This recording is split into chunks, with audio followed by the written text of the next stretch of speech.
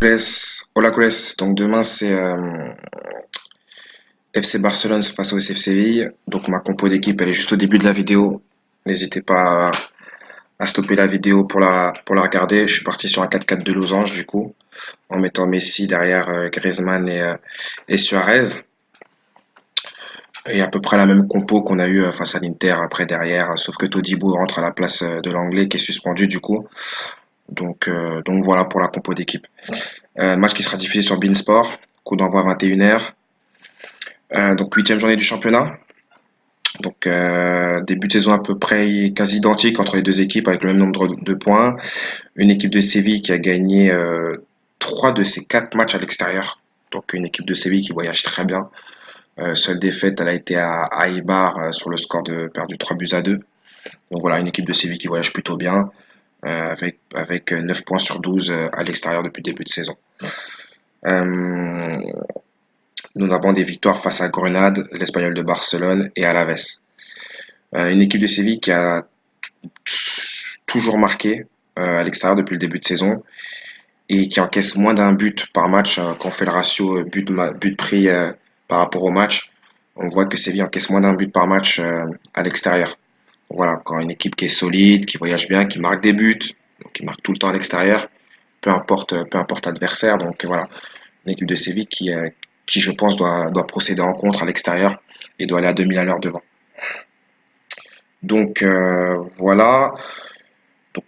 De l'autre côté, on a notre Barça. Un début de saison, je ne cesserai de le répéter, hein, avec un manque de maîtrise, euh, des blessures à répétition aussi qui nous coûtent cher, hein, souvent des blessures musculaires. Donc voilà, on va pas revenir là-dessus. Une équipe clairement qui est encore en rodage. Une équipe qui est en rodage, pourquoi? Parce qu'on manque de fluidité dans le jeu, on a du mal à trouver certains joueurs, on a du mal à jouer avec les qualités de certains joueurs. Il y a d'autres joueurs qui méritent plus d'être titulaires mais qui le sont encore. Mais ça, c'est dû aussi aux blessures. Donc voilà, une équipe du Barcelone où vraiment on n'a pas encore véritablement d'équipe type. Très clairement, à la huitième journée, c'est un peu inquiétant parce qu'on n'a pas encore d'équipe type à proprement parler. On ne sait pas sur qui on peut compter, on ne sait pas dans quel système de jeu jouer pour mettre certains joueurs en avant ou non. Est-ce qu'on doit jouer avec deux ailiers purs? Est-ce qu'on doit jouer avec un faux neuf? Est-ce qu'on doit jouer avec un numéro 9? Voilà, il y a plein de questions à se poser. Pour moi, la seule certitude, entre guillemets, c'est le milieu de terrain.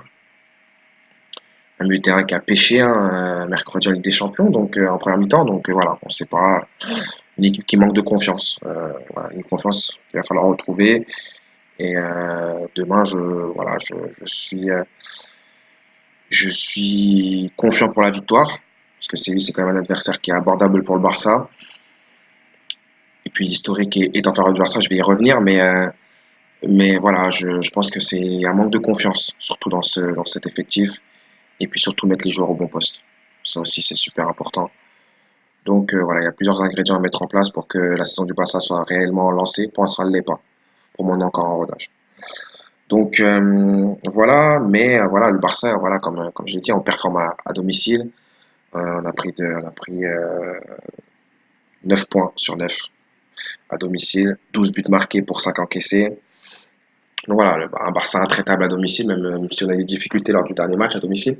Mais voilà, on reste intraitable, on essaye quand même de garder quand même comment dire, cette domination à domicile de victoire.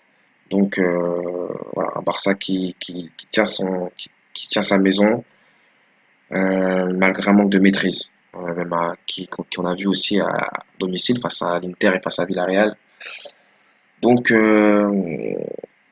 voilà, un Barça qui est poussif, un Barça poussif qui a besoin d'être dos au mur pour pouvoir réagir.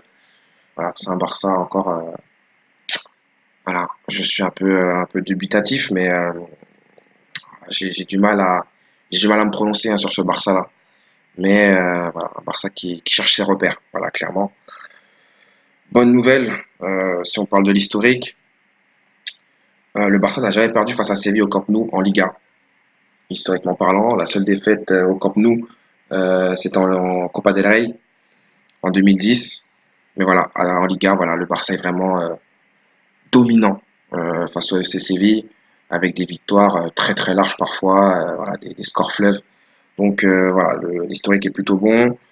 Avec voilà, on a un effectif quasi au complet, hein. On va récupérer Ansu Fati. Je sais, j'ai pas encore le groupe, hein. J'essaie toujours de faire les vidéos avant pour pas vous les poster trop tard. Mais voilà, on aura à part Jordi Alba et Firpo, je pense qu'il ne sera pas là non plus, hein. Il a eu des problèmes, des soucis musculaires cette semaine. Donc on est quasi au complet. Donc voilà, je pense que le Barça va le faire demain.